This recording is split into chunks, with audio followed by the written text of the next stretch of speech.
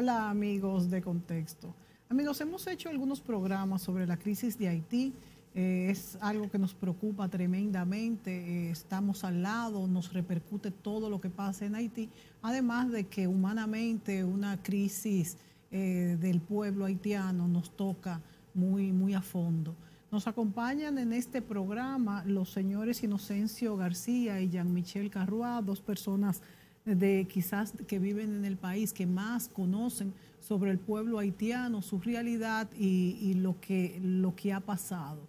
Con ellos queremos analizar esta situación y qué podemos hacer nosotros los dominicanos y la comunidad internacional. Sabemos que el presidente Jovenel Moïse había pedido ya incluso la ayuda internacional y no dio tiempo a que llegara. La comunidad internacional ha sido muy tímida, por usar un término cualquiera, ante la realidad que vive Haití. Nosotros los dominicanos, hasta sectores dominicanos, gobierno dominicano y muchos hemos querido ayudar ante esta situación deplorable que durante tantos años ha vivido el pueblo haitiano. Y vuelvo y digo, nos toca por muchas partes. ¿Qué podemos hacer y cuál es la situación real y qué se ha investigado al respecto? Bienvenidos, Jean-Michel, Inocencio. Bueno, bienvenida, Mónica. Bueno. Qué bueno tenerlos aquí. Bueno, Jean-Michel es un asiduo invitado con este y muchos otros temas internacionales. Inocencio García, no habíamos tenido el placer y nos sentimos muy contentos de tenerte, Inocencio, con tu experiencia como diplomático en Haití, que has estado también. Puedes darnos una visión amplia de cuál es tu sentir de lo que está pasando y el derrotero que tomará ese país hermano. Bueno, primero, Mónica, darte las gracias, ¿no?, por la invitación. Ahora mismo estamos ante una situación que yo la califico de inédita por el hecho de que, a nuestro modo de ver, prácticamente Haití estaría en una situación de no retorno. Si la comunidad internacional, y lo hablo en los términos del sistema multilateral, estoy hablando de Naciones Unidas, si el sistema multilateral y los otros organismos regionales, como por ejemplo puede ser la OECD, puede ser la Unión Europea, y los países no desarrollados, acuden en un primer momento desde una perspectiva humanitaria. Precisamente porque ya acaba de informar el encargado subregional de la FAO, del Mesoamérica, con sede en Costa Rica y Panamá, que Haití, ya prácticamente el 50% de la población haitiana está en lo que ellos denominan hambre pura. Sí. Es decir, gente que está pasando hambre pura de verdad, ¿no? No es que consigue ahora y que luego puede al otro día conseguirnos, sino que están pasando hambre. Estamos hablando de entre 5.500.000 personas, que sería la mitad de la población haitiana de 11 millones. Y lo que eso significa para la República Dominicana, además desde el punto de vista humanitario. Para la República Dominicana. Pero por una cosa, Mónica, más grave en relación a eso es la fractura, que no viene desde ahora, viene desde hace ya de la década del 90, que se esperaba que, por ejemplo, con la nueva Constitución de 1987 y la primera elección democrática popular, donde ganó el expresidente Jean-Bertrand Aristide con un 63% más o menos de los votos, se tenía la esperanza, sí, de que ese partido y esas alianzas, ¿no?, que se desarrollaron en ese momento para el triunfo de Jean-Bertrand Aristide pudiese un poco empezar a reconstituir el tejido social. Fue la última vez que tuvimos esa esperanza, ¿verdad? Sí, yo creo que sí. Porque a partir de ahí entonces, a partir del golpe de Estado de Aristide en 1991, también luego en su segundo mandato, Haití empezó un deterioro acelerado en lo que tiene que ver de su economía, de sus instituciones y fundamentalmente del tejido social. Yo recuerdo un artículo del ex embajador aquí, ya que bien recordado Guy Alexander, sí, donde él efectivamente ya para la década del 90 hablaba de la fractura del tejido social en Haití. Imaginémonos entonces desde esa época hacia acá, pero además la comunidad internacional ha cometido, a nuestro modo de ver, errores importantes en el abordaje de la situación haitiana. Por ejemplo, ¿cómo es posible que Naciones Unidas, el Consejo de Seguridad, en 1994 decretara un embargo por 3 años y medio en Haití? Porque inclusive en un informe servido que estuvo encabezado por Regis Debray, servido al ministro Dominique de Villepin, ministro de Asuntos Extranjeros francés, se señalaba que ese fue un gravísimo error porque ahí se destruyó lo poco de infraestructura productiva y económica que quedaba en Haití. Es decir, que esto que estamos viviendo en este momento es consecuencia en parte de esos errores, pero también hay una gran responsabilidad, lógicamente, del liderazgo haitiano.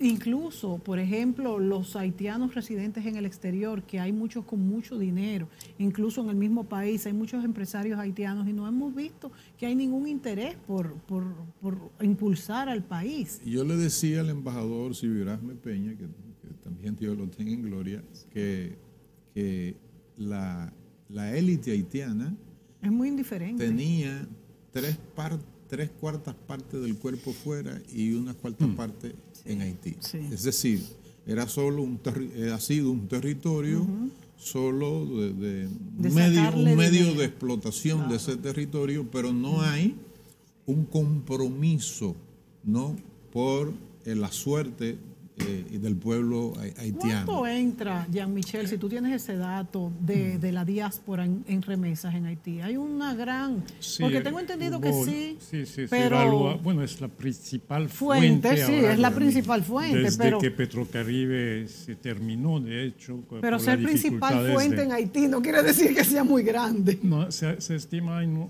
unos 2.000 millones de dólares más o menos. Bastante. Quería decir... estoy de acuerdo totalmente con lo que Inocencio estaba diciendo, salvo yo creo que la cosa iba mejorando en el segundo mandato de René Préval, antes del terremoto. Yo creo que el golpe realmente demoledor fue el terremoto, ¿no? El terremoto fue una cosa inimaginable. Yo nunca, en 35 años más de 40 años de periodismo, nunca había visto algo parecido, ¿no?, en términos de destrucción. Sí, casi total. Y hay que ver que ese terremoto mató a los pocos cuadros de la nación haitiana. Es decir, o sea, que tú crees que si no hubiese sido por el terremoto, iba hubiera mejorado. Inclusive, ¿cuáles son esos aspectos que tú crees que exhibía Haití en ese momento de mejoría? Acuérdense, y después yo explicaré un poco. Pero Bill Clinton en ese momento era enviado especial del secretario general de Naciones Unidas y había motivado una serie de empresarios, no solamente de Estados Unidos, pero también surcoreano. Había una serie de proyectos, de inversiones. Se sentía que la economía se estaba moviendo. Inclusive había empresarios dominicanos de turismo, que estaba gente como Raineri, por ejemplo, que estaban explorando proyectos de desarrollo turístico. Había una serie de... se sentía que la cosa iba, bueno, con todas las dificultades. Ahí no fue también lo de la sustitución de exportaciones del arroz, que destruyó... No, eso fue antes, eso fue en los años 80, con la APL. No, entonces yo creo que para entender lo que está sucediendo ahora, hay que ver, como decía Inocencio, los errores de la comunidad internacional, y yo creo que la peor fue lo de obligar, es decir, no reconocer lo que había sido los resultados de la primera vuelta de la elección de diciembre de 2010. Primero, esa elección era muy difícil, porque en un contexto de destrucción, del terremoto, de desplazamiento masivo de población, la comunidad internacional obligó a hacer esas elecciones, y lo que pasó es que en la primera vuelta había llegado en primer lugar Miralem Manigat, había llegado en segundo lugar Jules Celestin, quien era el candidato de Préval, el Delfín de Préval, y en tercer lugar un cantante conocido por ser cercano a los neoduvalleristas y además un tipo que no tenía ninguna experiencia política. Sí. Y por razones que sería un poco largo explicar, Hillary Clinton tuvo un papel importante para presionar a la OEA y cambiar el resultado, poner a Martelly en segundo lugar. O sea, la población entendió que Estados Unidos querían que ganara Martelly y no fue a votar en la segunda vuelta, y así fue que llegó Martelly, y después Martelly nombró a Jovenel Moïse. Es decir, el último periodo de esa crisis yo creo que está muy ligado a ese error de la comunidad internacional. En ese caso que no disculpa tampoco a la comunidad haitiana de no salir a votar. No, por supuesto, por supuesto. Y en ese sentido yo creo que uno de los elementos importantes fue la declaración del secretario de Estado Blinken ayer, donde ya indica un cambio de la actitud de la administración Biden en relación con lo que está pasando en Haití. Hasta el momento, Estados Unidos, Naciones Unidas, la OEA decían hay que hacer elecciones como quiera el 26 de septiembre, que evidentemente era imposible, ¿no? Antes de la muerte de Jovenel. Todo el mundo sabía que esas elecciones iban a ser un fracaso.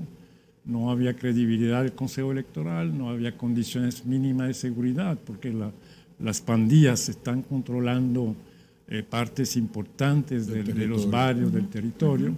No había condiciones de seguridad, no había condiciones de árbitro electoral. Y como quiera, las Naciones Unidas y la comunidad internacional decía hay que hacer ese referendo primero, un referendo inconstitucional para incrementar los poderes presidenciales, suprimir el Senado y hacer esa elección general, que no tenía sentido, porque eso hubiese complicado más la crisis. Y yo creo que esa declaración ayer del secretario Blinken es muy importante, porque eso indica que ya Estados Unidos se ha dado cuenta que no puede dejar de mirar lo que está pasando en Haití y que tiene que... y la solución tiene que ser haitiana, pero hay que ayudar, por lo menos en términos de seguridad, hay que ayudar a los haitianos. Y otro elemento que me parece favorable también es que ya se nota un proceso de coordinación tanto de la oposición, pero sobre todo de la sociedad civil, que ha jugado un papel importante. Acuérdense de ese movimiento que se llamaba Petro-Caribe Challenge, sí, que fue durante más de casi 2 años, un poco el equivalente de lo que fue la Marcha Verde aquí, una movilización ciudadana en contra de la corrupción donde se asociaba a Jovenel Moïse. Era uno de los acusados, ¿no?, de esa corrupción de fondo de Petrocaribe. Y yo creo que si realmente ya con ese golpe terrible, ¿no?, que fue el asesinato de Jovenel Moïse, se siente que hay como una toma de conciencia dentro de muchos sectores que ya no se puede esperar más, no se puede seguir en esas divisiones, esas peleas internas, y que hay que por lo menos pedir, que haya interlocutores para que la comunidad internacional ayude a Haití a crear las condiciones mínimas de seguridad y de credibilidad para un proceso electoral, que es la única salida. Fundamental. ¿Cuáles serían esos interlocutores a los que tú te refieres, Jean-Michel, Inocencio?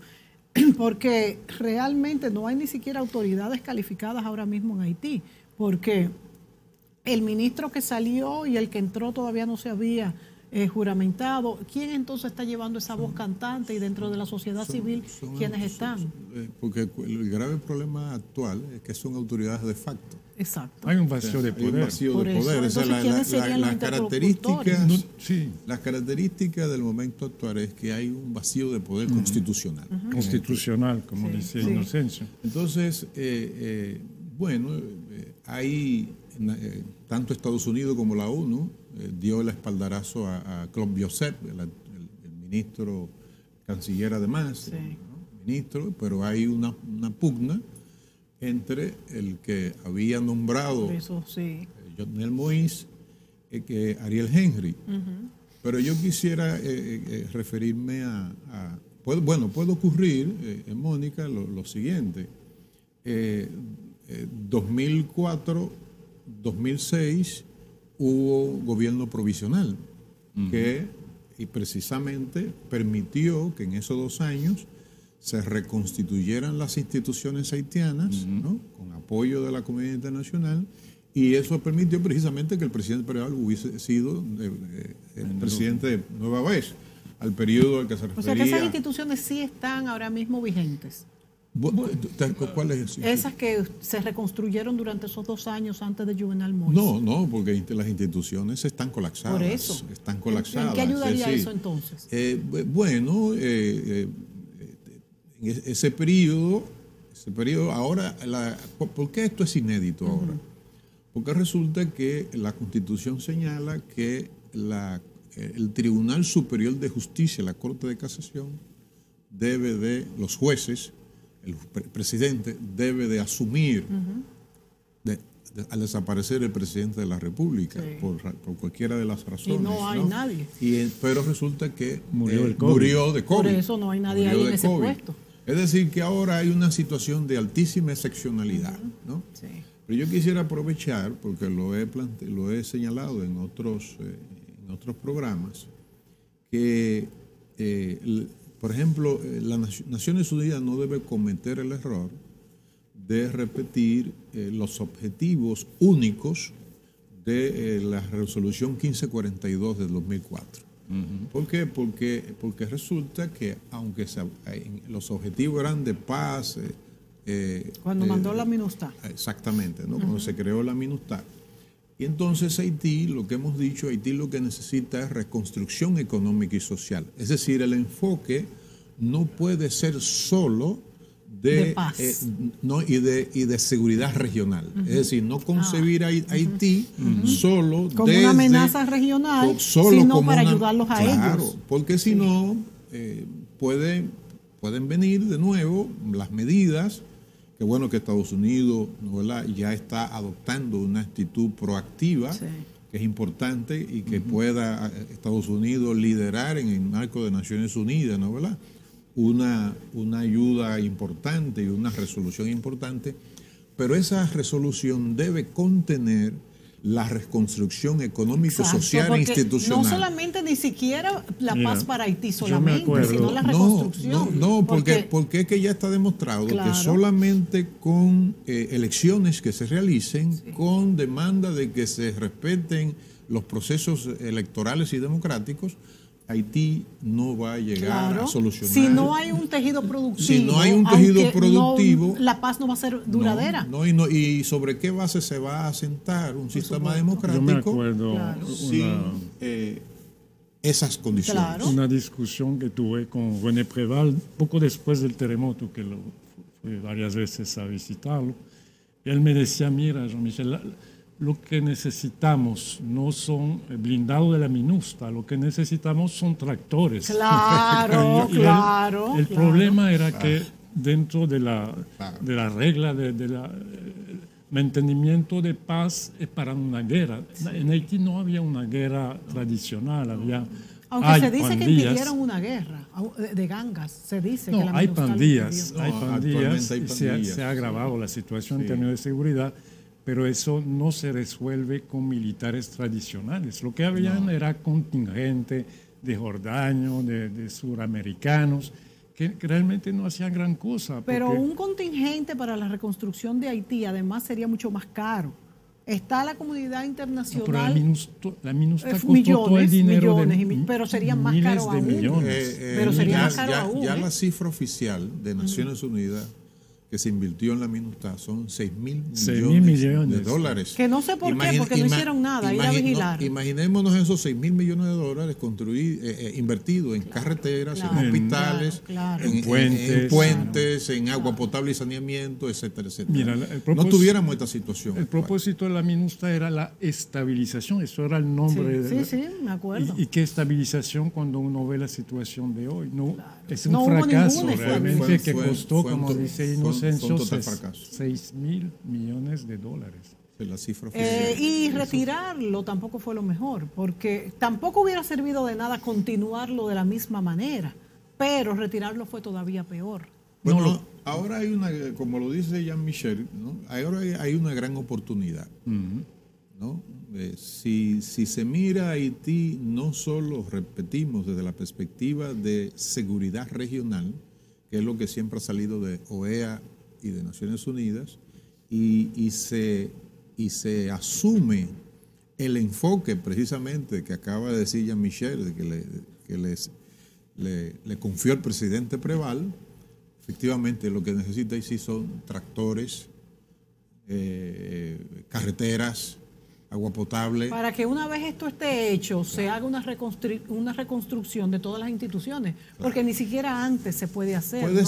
Puede ser paralelo, porque debe ser paralelo. Porque déjenme decirle, Jean-Michel se refirió al terremoto del 2010, y resulta que Argentina le estaba dando una asistencia en materia de cooperación al sistema de inversión pública haitiano, que ya inclusive llevaba un proceso de modernización de lo que el Estado haitiano ya estaba invirtiendo en territorio. Es decir, ya había todo un sistema montado y eso se lo dañó completamente el terremoto del año 2010. O sea que ese proceso sí había iniciado. Bueno, sí, yo creo que como estaba diciendo, el año 2009 había cierta esperanza que la cosa iba mejorando. Ahora hay problemas. Ahora, por ejemplo, países del Cono Sur que en un momento se involucraron, que sea Brasil, Chile, Argentina, Uruguay, ya no están interesados en meterse de nuevo en el lío haitiano. Y de nuevo estamos hablando de los países amigos, entre comillas, tradicionales, ¿no? Que son Estados Unidos, Canadá, Francia, la Unión Europea, básicamente. Y los demás recursos también. Y yo creo que lo importante también es escuchar lo que la República Dominicana tiene que aportar, ¿no? Porque que somos los que más sabemos. Yo creo que hay que hacerlo con mucha delicadeza por razones históricas, pero evidentemente el país más expuesto y que más ha seguido, ¿no? Se ha notado durante el periodo cuando la República Dominicana estaba en el Consejo de Seguridad. Que pensábamos que se iba a aprovechar el momento para traer el tema a colación. Porque en ese momento todo el mundo estaba cansado de Haití, no quería olvidarse de Haití, y lamentablemente ahora República Dominicana. O sea que sí se planteó y no se hizo caso, o no se planteó firmemente en ese momento. No, pero ahora hay circunstancias que son. Claro, por eso. El asesinato del presidente. Sí, pero en el momento que teníamos la participación nosotros, se hubiera planteado quizás ese tema y no sé si se hubiera sido escuchado. Se planteó. Se planteó. Que el embajador pero el tema es que como las relaciones dominico-haitianas son tan sensibles, bueno, ya Michel dice que se tome en cuenta República Dominicana y efectivamente la comunidad internacional debe tomar en cuenta la opinión, en este caso del gobierno dominicano. No debe ocurrir lo que ocurrió en el Consejo de Seguridad, que no se le permitió a República Dominicana participar. Fue una sesión muy cerrada, ¿no? Pero hay que tomar en cuenta al gobierno dominicano, al Estado dominicano, por el hecho de que nosotros somos los más afectados. No, y los que más sabemos la situación de Haití. Y entonces, ¿por qué tomar en cuenta, no solamente para escucharlo, sino para la toma de decisiones? porque efectivamente medidas que se puedan adoptar en el marco del sistema multilateral pueden afectar a la República Dominicana. Por supuesto, ¿no? Eso, no tenemos que ir a la pausa, pero cuando vengamos, me gustaría escuchar la opinión de ustedes sobre por qué entonces la comunidad internacional está tan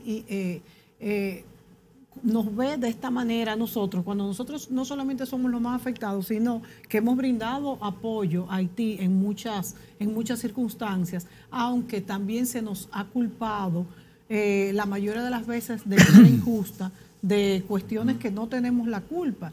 Y también hablemos sobre qué podemos hacer en esta coyuntura y cómo el desarrollo de la frontera sería un punto importante que quizás ahí la comunidad internacional podría ayudar y que el presidente Luis Abinader ha mencionado entre sus cuestiones prioritarias en agenda. Nos vamos a la pausa y regresamos de inmediato.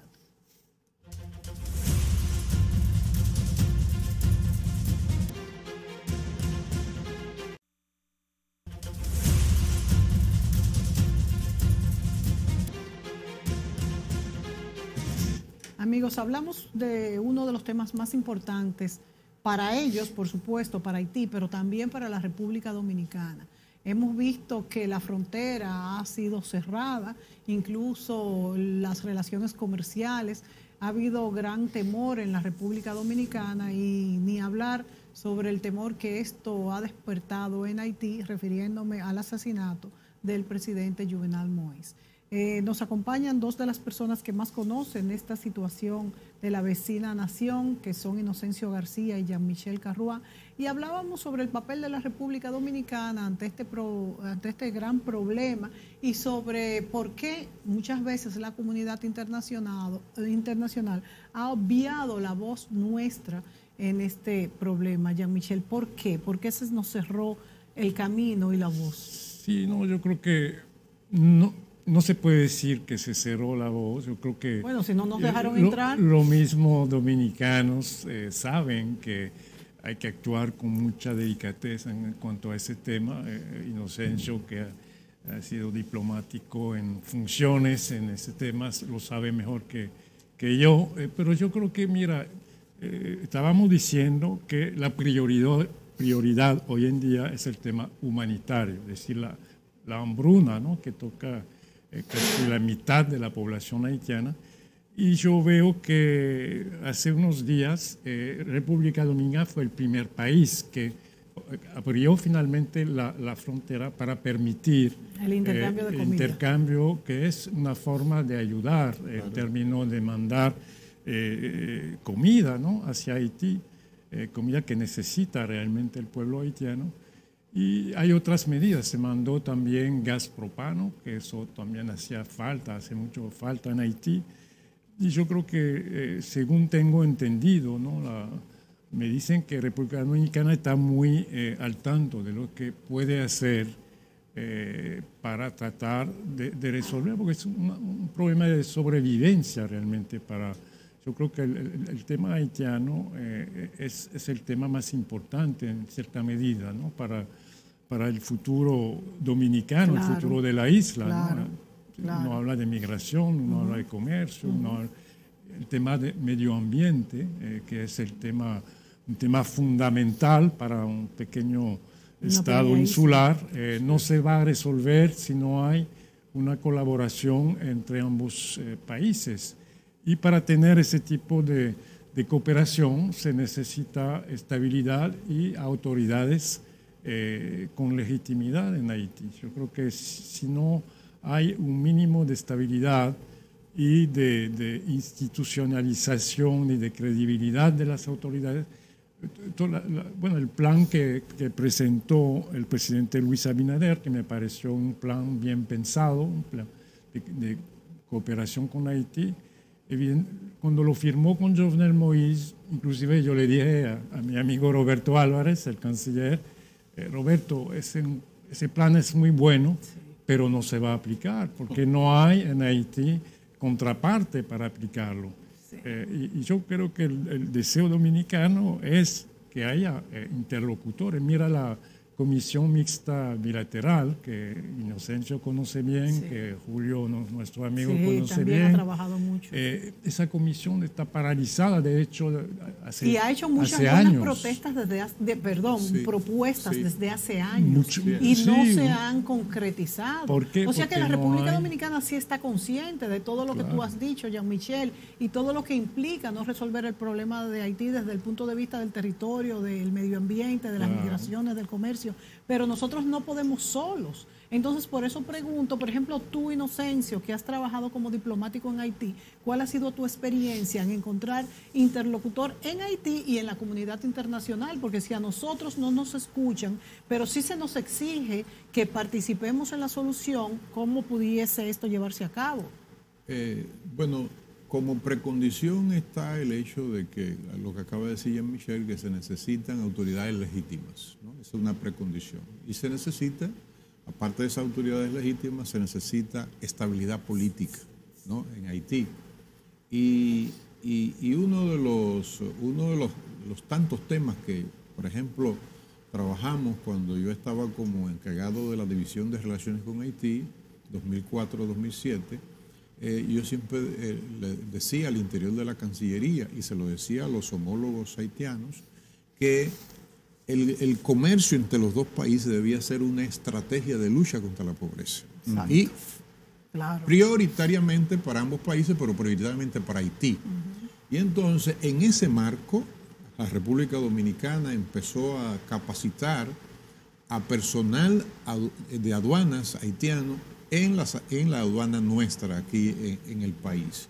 Entonces yo diría que si la comunidad internacional viene en auxilio para modernizar las aduanas haitianas de la frontera y que Haití pueda captar ¿no? recursos a través de la cantidad de artículos y de transacciones financieras que pasan por la frontera, lógicamente que con una mirada quizás de 10 o 15 años, Haití pudiese, ¿no? irse liberando de ese 80 o más % de ayuda externa para su funcionamiento como Estado, ¿no? Pero eso solamente se lograría con mucha estabilidad política. Y no solamente estabilidad política, ayuda internacional, porque incluso nosotros, si proponemos eso firmemente, se podría ver incluso hasta como una injerencia. Acuérdense que por el mismo MOIS fuimos acusados y se fue cerrada la frontera en varios casos, precisamente porque no querían que estos productos entraran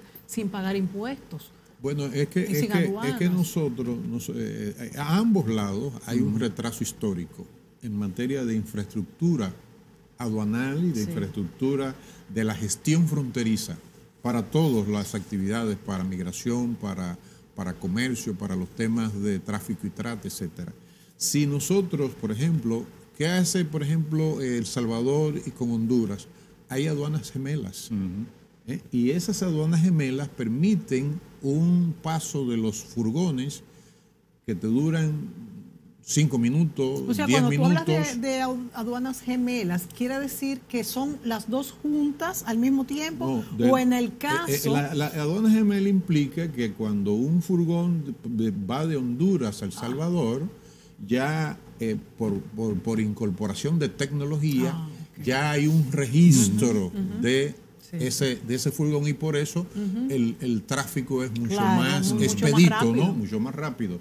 Y entonces, yo lo he repetido en innumerables ocasiones, Haití tiene la posibilidad de ir resolviendo paulatinamente sus problemas de recursos presupuestarios a través de la modernización de las aduanas entre República Dominicana y su país.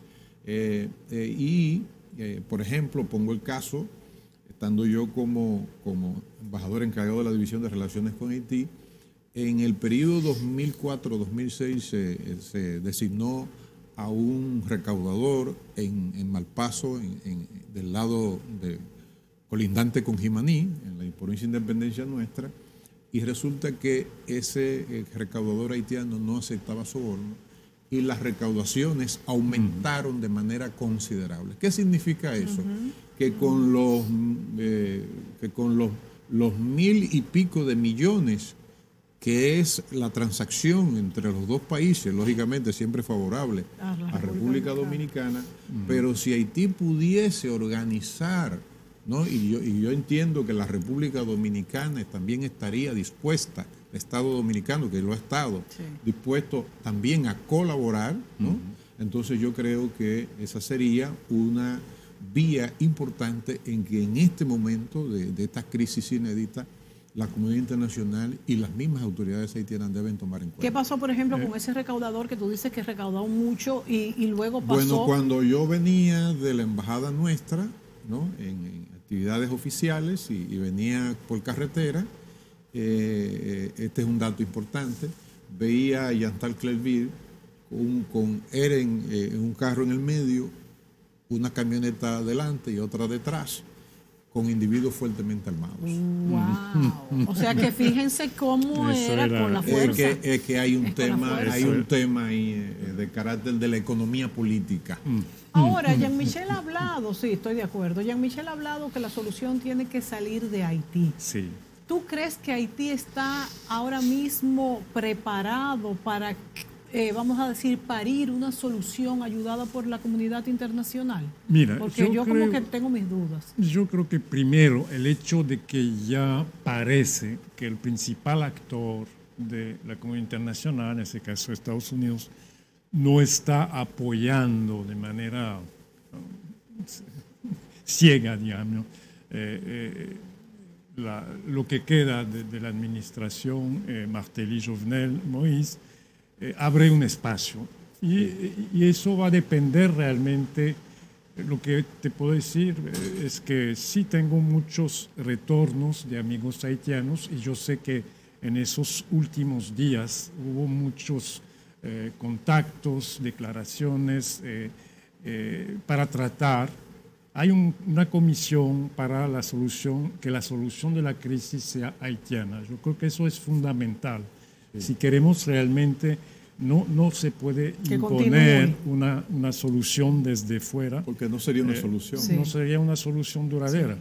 Entonces, hay esa comisión, por ejemplo, ha publicado un comunicado ayer o anteayer, firmado por una serie de personalidades, básicamente la sociedad civil o políticos que yo creo no han sido mezclados a esas mafias que realmente tenían el poder desde que Martelly, anteriormente había, pero yo creo que ese poder mafioso, inclusive ligado a las pandillas, porque hay que decirlo, ¿no? No hemos hablado para nada de la generación 9. Y del asesinato, de quién está detrás. ¿Quién mató a Jovenel Moïse? Es temprano para decirlo. Yo creo que hay investigadores colombianos y americanos que están trabajando ahora en Haití. Porque hay muchas versiones. Evidentemente la versión de los mercenarios colombianos se cayó, ¿verdad? Ellos llegaron después de la muerte de Jovenel Moïse. Y según ellos, a mi juicio, mi intuición, yo diría más que esos colombianos mercenarios habían sido contratados por el mismo Jovenel Moïse para terminar con las mafias, ¿no? Para su seguridad también. Acuérdate que Jovenel Moïse se apoyó durante mucho tiempo en esas pandillas. Esas pandillas eran cuerpos de represión en los barrios que realmente habían apoyado todo ese movimiento de Petrocaribe Challenge, toda esa movilización durante meses. La represión se hizo... O sea, estas pandillas habían actuado en contra de las manifestaciones de las manifestaciones.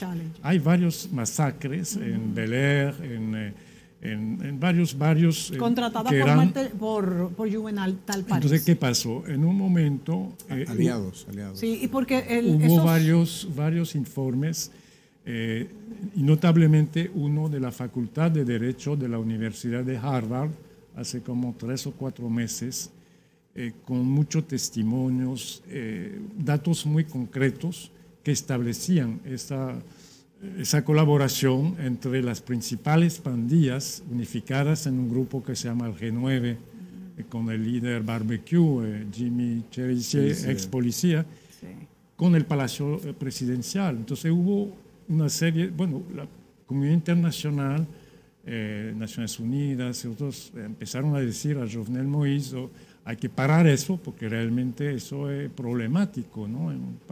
Un gobierno apoyado por pandillas que cometen masacres de decenas de personas mensualmente. Entonces, hubo una ruptura, ¿no?, entre el ejecutivo del gobierno de Jovenel Moïse y esas pandillas. Inclusive hubo unas declaraciones del líder de Barbecue diciendo que ya iba a librar una revolución en favor de los desposeídos y en contra del gobierno y de la oligarquía haitiana. Y Entonces, tenía mucho poder porque sabía todo lo que se movía. Jovenel Moïse tuvo miedo, básicamente, un poco la misma situación que vivió Haití en el 2003, cuando el movimiento contra Aristide empezó a desarrollarse. ¿Qué hizo Aristide? Contrató una compañía de mercenarios norteamericanos, la Steel Corporation, para su protección. Entonces Jovenel fue a buscar mercenarios. Un amigo en Miami le dijo, mira, hay colombianos que son muy capacitados, y esos colombianos vinieron a proteger a Jovenel Moïse. Y entonces cuando lo matan, entonces los llaman y lo hacen caer en esta emboscada, tal como dijo la primera exactamente, dama. Fue un... Sí, porque hay una diferencia de hora. Sí, el comunicado del primer ministro Claude Joseph dice 1 de la madrugada, el comunicado de la primatura, y ellos llegaron alrededor 2:30. O sea que bastante diferencia de hora. Tiempo. No, y mira, unos sicarios que vienen a matar a un presidente no se hacen foto de turista frente al Faro a Colón, frente al Palacio Presidencial Dominicano. Esa gente venía a esa misión, ¿no?, de protección del presidente, una serie de... pero no para matar. Pero entonces hay muchos sospechosos dentro de los posibles criminales, porque pudieron haber sido esas mafias que de quien él se protegía, pudieron ser los políticos contrarios, pudieron ser... Mira, ella culpó a la oligarquía. ¿A quién ella se refiere con la oligarquía mafiosa? Bueno, eso viene del hecho de que Jovenel Moïse hizo un discurso hace unos 2 meses acusando a varios miembros de esas 11 familias, ¿no?, que controlan la economía haitiana. Inclusive dijo que lo quería matar. Pero eso no me parece ser una prueba, ¿no? No. Yo creo que hay varias explicaciones. También hay una explicación que tiene que ver con una división dentro del mismo partido Tête-Calais, ¿no?, el partido de Martelly, Jovenel Moïse. Parece que Martelly quiere volver a la presidencia. Y parece que Jovenel no quería que Martelly volviera. Él no quería. Estaba proponiendo a Lamotte. Laurent Lamotte.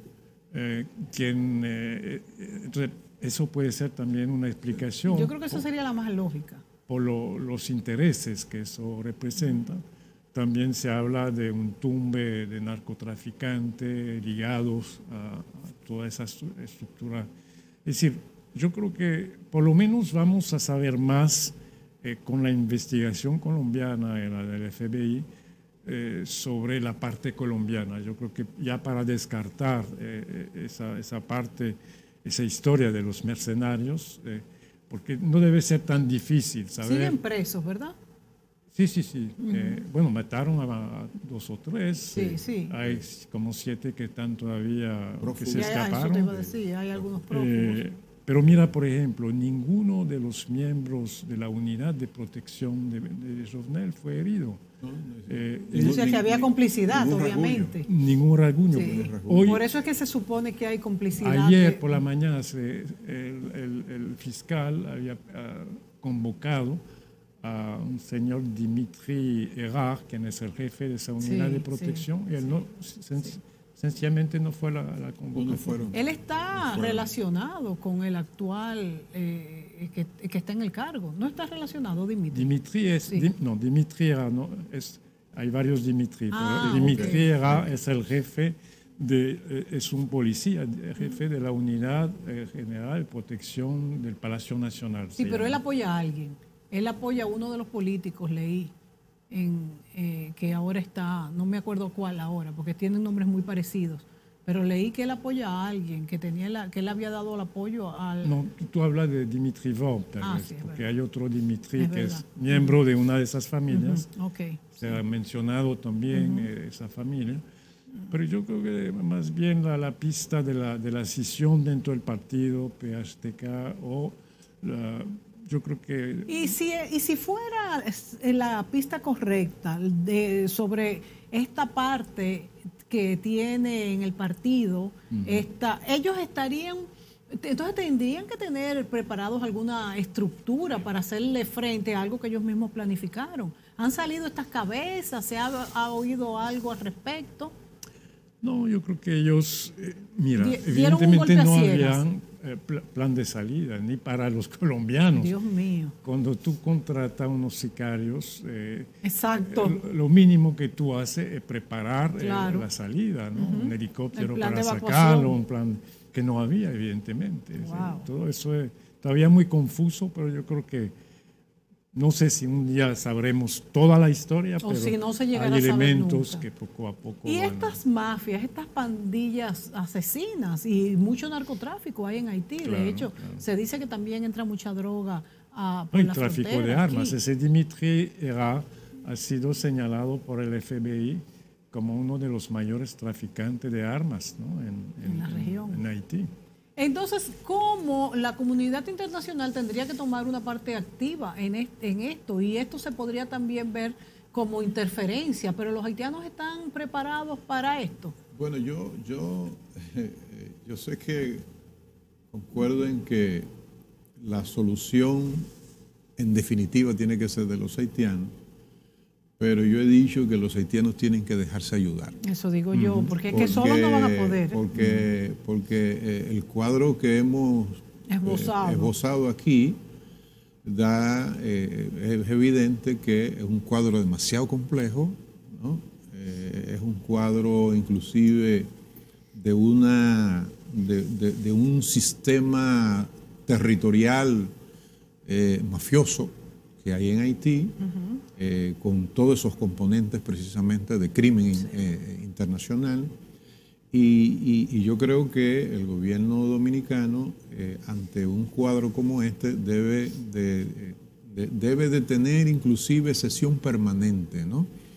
Y además debe activar la parte de la diplomacia del gobierno dominicano, del Estado Nacional, porque lo que uno que le ha dado seguimiento, pudo estar en la embajada, yo tuve 2 años en la embajada dominicana, uno se da cuenta que cada vez más Haití va perdiendo fuerzas para él solo salir de su situación. Yo lo veo muy difícil. ¿no? Yo lo veo muy difícil, por eso he señalado en varias ocasiones que Haití debe dejarse ayudar. Y dejarse ayudar significa no tener es decir, no tener el comportamiento, la conducta. Eso, el informe ese servido al que hice referencia al ministro de Asuntos Extranjeros, Denis Belpen, habla de que se tiene el complejo de Jano, refiriéndose a la mitología de las dos caras, ¿no? Por un lado, soy muy hipersensible con respecto a mi soberanía, y por el otro lado digo, pero ¿por qué no vienen a ayudarme? ¿no? Entonces, lo que particularmente uno puede observar ante ese cuadro, hambre del 50% de la población, crimen organizado, una federación de pandillas, la G9, que tiene 3.000 hombres armados con armas de grueso calibre, que tiene más poder de fuego inclusive que la misma autoridad, policía, es decir, la autoridad del orden público, porque bueno, el ejército no existe, eso no existe, eso está en una forma muy embrionaria, y además Haití no tiene presupuesto para tener ejército. Y entonces otra pregunta que nos hacemos es, en este último minuto que nos queda, es hasta qué punto también nosotros podemos importar parte de estas pandillas para la República Dominicana, que es algo que nos el peligro, yo sé que el gobierno dominicano lo habrá hecho con mucha cautela, y uno, ¿verdad?, en prima facie está de acuerdo en que nos pongamos de nuestra parte en lo que tiene que ver con el tema, porque abrir la frontera para que se desarrollen los mercados binacionales prácticamente ayuda humanitaria. Sí, o sea, hay que verlo así. Sí, Entonces claro. la comunidad internacional debe poner de su parte, ¿no?, en ese sentido. Pero es con mucha cautela, porque si tú primero defines una operación que se llama Gavión y luego tú prácticamente puedes casi desmontándola, no totalmente, pero el hecho de que tú abras, ¿no?, porque la medida contenía cierre total de frontera. Y aunque se está haciendo de 50-50, es decir, no la cantidad de comerciantes haitianos que entran, sino de 50-50, de todos modos, ahí tiene que haber una vigilancia que extrema, no creo que se esté dando. Que, bueno, ojalá se esté dando, porque ya con ese cuadro que hemos pintado, lógicamente que yo creo que Haití tiene que estar muy alerta. El gobierno ha anunciado un bloqueo de la frontera, pero a mí me caben mis dudas, se nos acabó el tiempo. Es un tema que da para largo, pero también nosotros, además de ayudar a Haití, que debemos hacerlo, es nuestra obligación, también debemos de vigilar más que nunca la frontera, porque es un problema terrible que estas pandillas se cruzaran para un lado, donde quizás tendrían más que defalcar. Es importante. Gracias, Inocencio García, gracias a Jean-Michel Carrúa y a ustedes, amigos, gracias por sintonizarnos y será hasta la próxima.